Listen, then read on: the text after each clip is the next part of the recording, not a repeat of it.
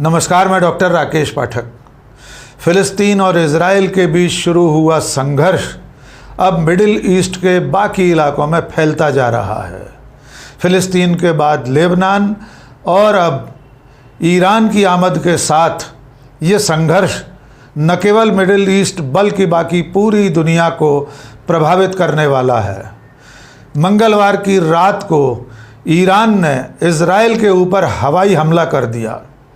कल के इस हमले के बाद इज़राइल ने भी ईरान को जवाबी हमले के लिए तैयार रहने की चेतावनी दी है।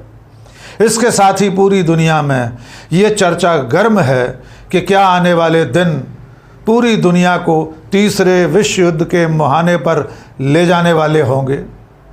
ईरान के हमले के बाद जिस तरह से अमेरिका ने इज़राइल की पीठ पर हाथ रखा है, उसने चेतावनी दी है कि ईरान के हमलों को नेस्तनाबूद करने के लिए, उन्हें नाकाम करने के लिए अमेरिका की सेना पूरी तरह से इज़राइल के साथ खड़ी है। दूसरी तरफ ईरान, फ़िलिस्तीन, लेबनान के साथ दुनिया की दूसरी ताकतें जिनमें रूस, चीन, जॉर्डन, सऊदी अरब, मिस्र वगैरह शामिल हैं, अगर ये दोनों खेमे आने वाले दिनों में एक दूसरे के सामने खड़े हो गए तो ये दुनिया सचमुच में तीसरे महायुद्ध को देखने के लिए तैयार होगी। सिलसिलेवार बात करते हैं। आप सब जानते हैं कि फ़िलिस्तीन और इज़राइल के बीच लंबे समय से संघर्ष चल रहा है। फ़िलिस्तीन की आज़ादी का संघर्ष इज़राइल के साथ लगभग 75 साल पहले 1947-48 में शुरू हुआ था। तब से लगातार दोनों देशों के बीच में हिंसक झड़पें और छोटे मोटे युद्ध होते रहे हैं। लेकिन जो ताज़ा संघर्ष है वो हमास के इज़राइल पर हमले के बाद शुरू हुआ था। उसके बाद इज़राइल ने गाज़ा पट्टी और फ़िलिस्तीन के तमाम उन इलाकों पर हमला किया था जो रिहायशी इलाके माने जाते हैं। लगातार बढ़ते उस संघर्ष के बाद दोनों देशों के एक दूसरे पर हवाई हमले जारी हैं। इस बीच में फ़िलिस्तीन का समर्थन करने वाले लेबनान और वहाँ सक्रिय तमाम सारे संगठनों के खिलाफ इज़राइल ने मोर्चा खोल दिया। पहले हमास के प्रमुख इस्माइल हानिया को इज़राइली हमले में मारा गया और उसके बाद कुछ दिन पहले इज़राइली हमले में हिज़्बुल्लाह के चीफ हसन नसरुल्लाह को इज़राइली सेना ने मार गिराया। इस बड़ी वारदात के बाद, जो कि ईरान के ठिकाने पर हुई थी, क्योंकि हसन नसरुल्लाह अपने तमाम लड़ाकों के साथ ईरान में सक्रिय थे और वहाँ उनकी माद में घुसकर इज़राइल ने हमला किया और उनके हेडक्वार्टर में, जहाँ भूमिगत अड्डे में छुपे हुए थे हसन नसरुल्लाह, उन्हें इज़राइल के हवाई हमले में मार गिराया गया। उसके बाद लगातार ये परिस्थितियाँ सामने आ रही थीं कि इस हमले का बदला लेने के लिए हसन नसरुल्लाह और उसके पहले इस्माइल हानिया की मौत का बदला लेने के लिए फ़िलिस्तीन, लेबनान और ईरान इज़राइल के ख़िलाफ़ कोई कार्रवाई कर सकते हैं।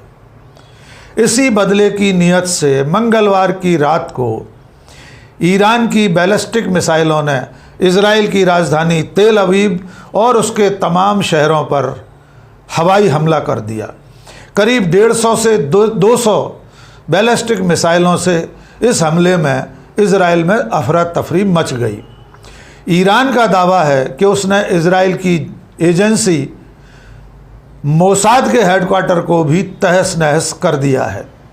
आमतौर पर दुनिया में ये माना जाता है कि इज़राइल के पास एक आयरन डोम है, यानी किसी भी हवाई हमले को नाकाम करने के लिए उसके पास बेहद माकूल इंतज़ाम है।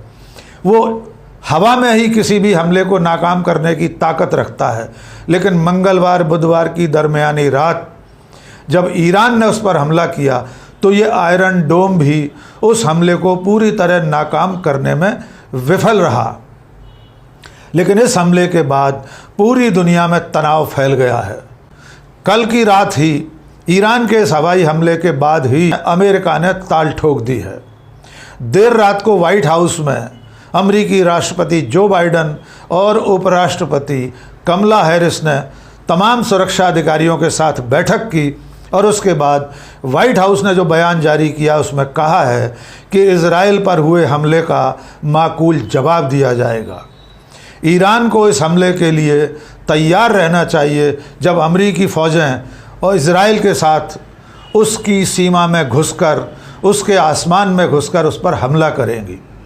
अमेरिका ने कहा है, अमरीकी राष्ट्रपति ने कहा है, राष्ट्रपति भवन ने अपनी सेनाओं को पूरी तरह इजराइल का साथ देने के लिए तैयार रहने को कहा है।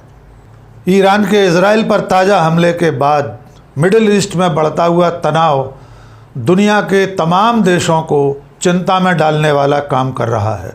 इस वक्त दुनिया एक तरह से एक बार फिर पहले विश्व युद्ध या दूसरे विश्व युद्ध जैसे हालात से गुजर रही है। दो खेमों में बटी हुई दुनिया में एक खेमा ईरान, फिलिस्तीन, लेबनान के साथ है, दूसरा खेमा इजराइल के साथ खड़ा हुआ है।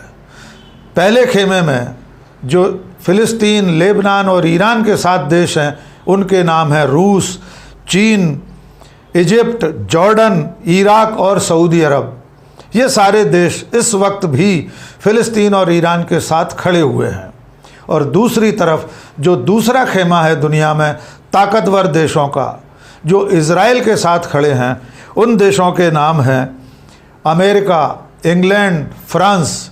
ये सारे देश इस वक्त इजराइल के साथ खड़े हैं और हमेशा ही फिलिस्तीन और इजराइल के संघर्ष में उसका साथ देते रहे हैं। ईरान के इजराइल पर ताज़ा हमले और इजराइल के पलटवार की आशंका के बीच भारत सरकार और भारतीयों की चिंता भी बढ़ गई है, क्योंकि इस वक्त इजराइल में करीब 30,000 भारतीय बसे हुए हैं, वे वहाँ काम करते हैं। उनकी हिफाजत की चिंता में भारतीय दूतावास ने एक एडवाइज़री जारी की है। उस एडवाइज़री में भारत सरकार ने, भारतीय दूतावास ने इजराइल में बसे हुए भारतीयों से कहा है कि वे इस मौके पर इजराइल सरकार के, वहाँ के सुरक्षा एजेंसियों की, वहाँ की पुलिस के निर्देशों का पालन करें। जो दिशा निर्देश दिए जाए उसका पालन करना सभी भारतीयों के लिए अनिवार्य कर दिया गया है। उन्हें सुझाव दिया गया है कि वे इस मौके पर सुरक्षित स्थानों पर चले जाएं।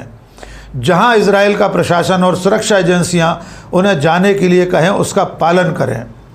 और इजराइल में बसे हुए भारतीयों की सुरक्षा के लिए भारत सरकार ने इजराइल सरकार से भी आग्रह किया है।